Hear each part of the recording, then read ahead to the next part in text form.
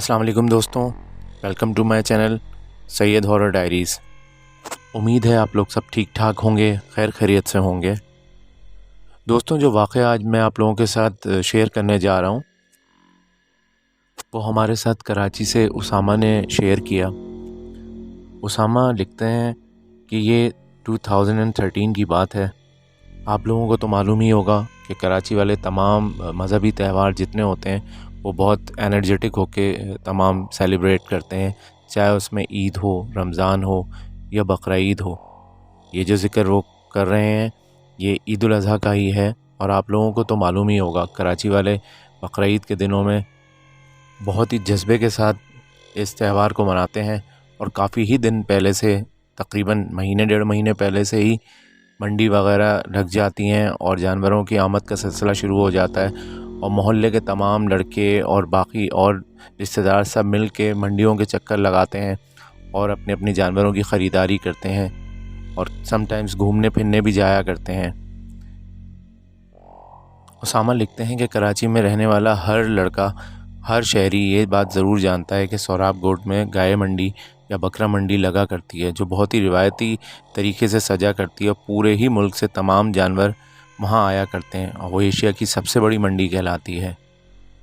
माँ सिवाय गुज़िश्ता बरस के तकरीबन हमारे बचपने से ही वो मंडी अपनी जो जगह पर है वो वहीं लग रही है, सोहराब गोट पे।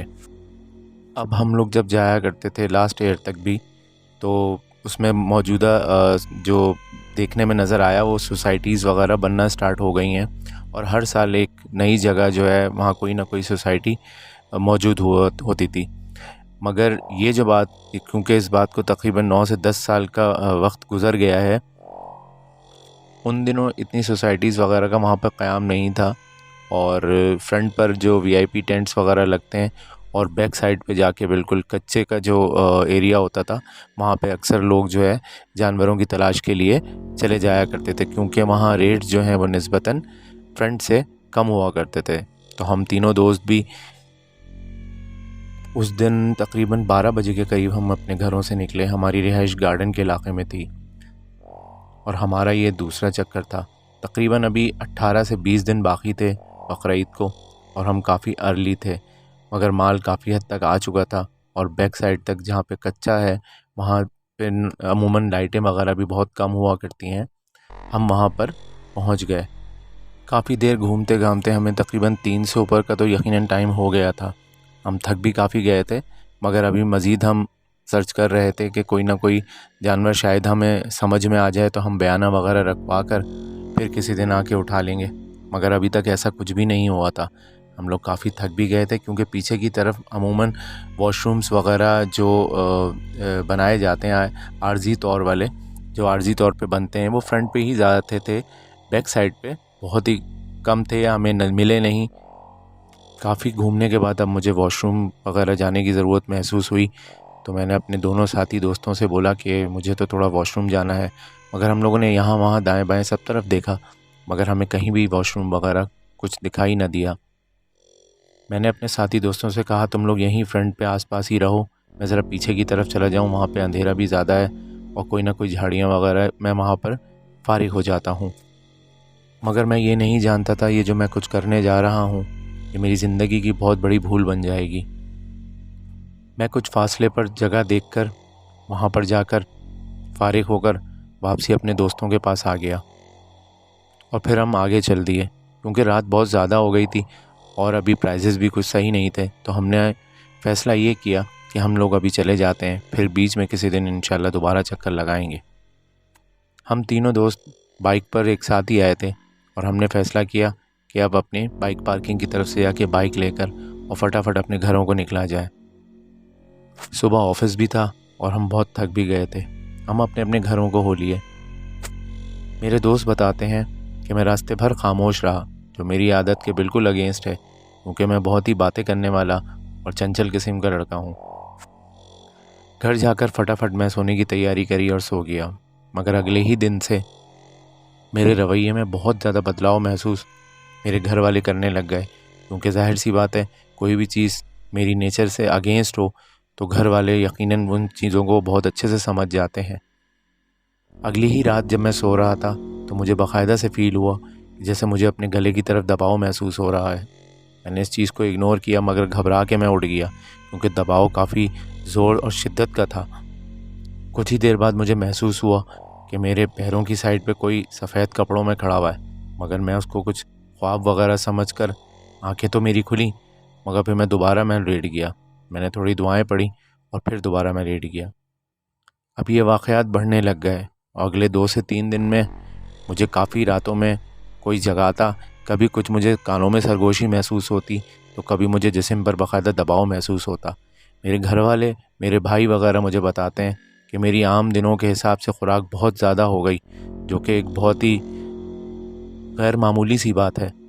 मैं अक्सर 2 रोटी से ढाई रोटी खाया करता था, मैं 5-5 रोटियां खाने लग गया, समटाइम्स उससे भी ज़्यादा, और हर थोड़ी देर बाद भी मुझे भूख लगने लग गई। ये चीज़ें मेरे घर वाले देखकर बहुत ही परेशान हो गए। कभी मुझे बुखार चढ़ जाता और फिर फ़ौरन ही सही भी हो जाता 2 दिन में, फिर दोबारा 2-3 दिन में सही रहता और फिर दोबारा ये अमल दोबारा शुरू हो जाता, मेरी तबीयत ख़राब हो जाती, मेरा सर भी भारी रहने लगा और कभी कभी मैं अक्सर औक़ात कई घंटे बिल्कुल चुप रहने लगा। ये तमाम चीज़ें मेरे घर वाले बहुत अच्छे से ऑब्ज़र्व कर रहे थे। मोहल्ले में करीबी डॉक्टर्स वगैरह को दिखाया और बुखार वगैरह की तो दवाएं ले ली, मगर मेरी हालत बिल्कुल भी सही ना हो सकी और ये मामलात मुस्तकिल बढ़ने की तरफ जाने लगे। जैसे तैसे करके बकरीद आई और बकरीद तो गुज़र गई, मगर ये मामलात मेरे साथ बिल्कुल ख़त्म नहीं हो। मेरी माँ और मेरे बड़े भाई इन चीज़ों को बहुत ही स्टडी के साथ देख रहे थे और मेरी तमाम नक़्ल व हमल और जितनी चीज़ें मैं कर रहा था वो बहुत गौर से इस चीज़ों पर नज़र रख रहे थे और बहुत ही परेशान भी थे। आखिरकार इन्होंने फ़ैसला किया कि करीबी कोई मौलवी साहब बैठते हैं जो दम वगैरह करते हैं, और फ़ैसला किया कि मुझे दम के लिए उनके पास ले जाया जाएगा, क्योंकि मेरी तबीयत दिन ब दिन बिगड़ रही थी और कोई भी किसी भी किस्म की कोई बेहतरी नहीं आ रही थी। असर के बाद वो मौलवी साहब बैठा करते थे। मेरे भाई मुझे लेकर उन मौलवी साहब की तरफ चले गए। वो फ़ी सबिल्लाह काम किया करते थे, कोई भी पाई पैसा नहीं लिया करते थे। मैं जाके वहाँ पर, क्योंकि थोड़ा रश होता है, बैठ गया और थोड़ी ही देर बाद जब मेरा नंबर आया, मौलवी साहब ने मुझे चेक किया। मेरे बड़े भाई बताते हैं कि मैं बहुत ही दंग रह गया जब मौलवी साहब तुमसे बातें कर रहे थे और तुम दो ज़बानों में बातें कर रहे थे, बहुत ही ज़ोर ज़ोर से। कभी तुम्हारी आवाज़ बिल्कुल चेंज हो जाती तो कभी तुम अपनी ज़बान में बात करने लगते। ये सब देखकर मुझे बहुत डर लग रहा था और मैं वाकई में समझ गया कि मामलात कुछ और हैं। थोड़ी देर के लिए मौलवी साहब ने मेरे भाई को बाहर निकाल दिया और कुछ देर बाद मौलवी साहब ने मेरे भाई को बुलाया और उनको बताया कि ये मामला कुछ संगीन है। ये कहीं गया था, वो वीरान जगह थी, वहाँ पे जिन्नात वगैरह थे और उनकी पूरी फैमिली भी थी। इसने वहाँ पर कुछ ऐसा गंदा काम कर दिया कि वो चीज़ उनको बहुत नापसंद आई। अब वो इसके पीछे लग गए हैं और इसको बिल्कुल भी नहीं छोड़ रहे। अगर ये मामलात इसी तरीके से जारी रहे तो बहुत मसला हो जाएगा और इसकी जान को भी ख़तरा हो सकता है, क्योंकि वो जिन्नात बहुत ज़ोर वाले हैं, बहुत असर वाले हैं। इनसे इतनी जल्दी जान छुड़ाना मुमकिन नहीं। उन्होंने मुझे 1 हफ़्ते तक लगातार अपने पास बुलाया और मेरे भाई को ताकीद की कि कोई एक ऐसा भी दिन ना आए कि ये मेरे पास ना आए। तुमने ज़रूर इसको मेरे पास ज़रूर लेकर आना है और असर से मगरिब के दरमियान मेरे पास लेकर आना है। इन दिनों उसको बिल्कुल भी अपने घर से बाहर ना जाने देना। और उन्होंने कुछ कीलें वगैरह और बाकी कुछ तावीज़ भी दिए जो मुझे पहनने को भी दिए। कुछ पानी वगैरह दिया। जो मैं जिस कमरे में मैं सोता वगैरह था, मुस्तकिल ज़्यादा टाइम मेरे कमरे का जो था उसी वहीं गुज़रता था, वहीं पर उन्होंने कुछ कीलें वगैरह दी जो वहाँ पर ठोकनी थी। मेरे भाई ने वो अमल जल्द से जल्द मुकम्मल किया। हफ़्ते 10 दिन बाद जाकर मेरी तबीयत में कुछ बेहतरी आना शुरू हुई। और कमाल तो इस बात का है कि मुझे इन तमाम चीज़ें आज तक खुद नहीं याद। ये तमाम बातें मुझे मेरे भाई ने मुझे बताई।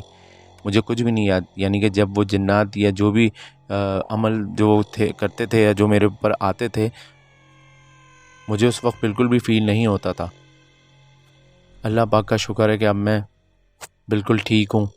और मैं आप तमाम दोस्तों से भी यही ताकीद करूँगा कि कहीं भी जाएं, सन्नाटे की जगह, पेड़ या जहाँ पर कोई झाड़ियाँ वगैरह हो, वहाँ पर बिल्कुल भी वॉशरूम वगैरह या और भी कोई ऐसा गलत काम करने के लिए कोई भी वहाँ बिल्कुल भी ना रुकें। और अक्सर रात के औक़ात में ऐसे मामलात बहुत ज़्यादा हुआ करते हैं और बहुत ज़रूरत महसूस हो भी तो कम से कम 3 मरतबा वहाँ पर ज़ोर ज़ोर से आप पुकार दें, और फिर अगर बहुत ही नीड है आपको तो वहाँ आप रुकें, अदरवाइज़ कोशिश यही करें कि अपने घरों में ही जाएं। अल्लाह ताला आप सबको भी इन तमाम मामलात से और ऐसी अरवाहों से और ऐसी बदरूहों से दूर रखे, क्योंकि जिनके साथ ये मामलात होते हैं सिर्फ वही जानते हैं कि वो किन तकलीफ़, किन मसाइल से गुज़रते हैं।